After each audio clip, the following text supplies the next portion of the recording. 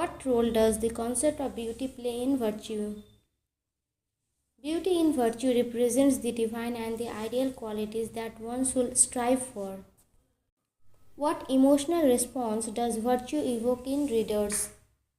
The poem evokes feelings of nostalgia and a desire for spiritual fulfillment. How does Herbert contrast virtue with vice in virtue? Virtue is portrayed as beautiful and enduring, while vice is implied to be corrupt and temporary. What does the poem suggest about the nature of good deeds? The poem suggests that good deeds are essential for a fulfilling and meaningful life. In what way does virtue encourage self-reflection? The poem encourages readers to reflect on their own lives and the virtues they prioritize. What does the speaker imply about the passing of time? The speaker implies that time diminishes worldly beauty, but virtue remains untouched.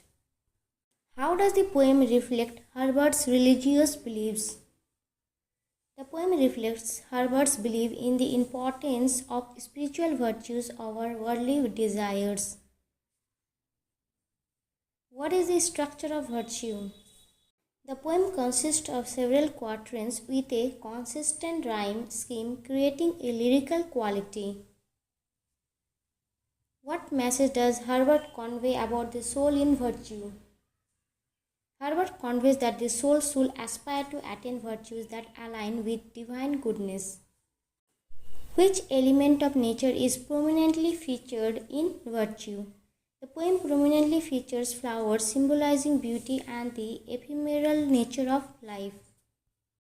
What does the poem suggest about the relationship between virtue and mortality? The poem suggests that while life is temporary, virtue has a lasting impact that transcends death.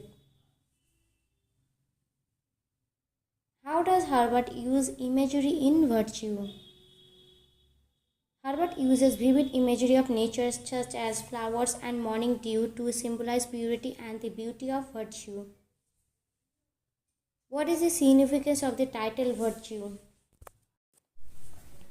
The title highlights the central focus on moral excellence and the pursuit of a virtuous life. What is the tone of virtue?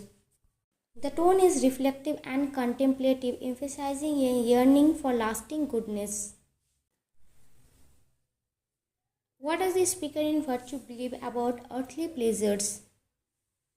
The speaker suggests that earthly pleasures are fleeting and ultimately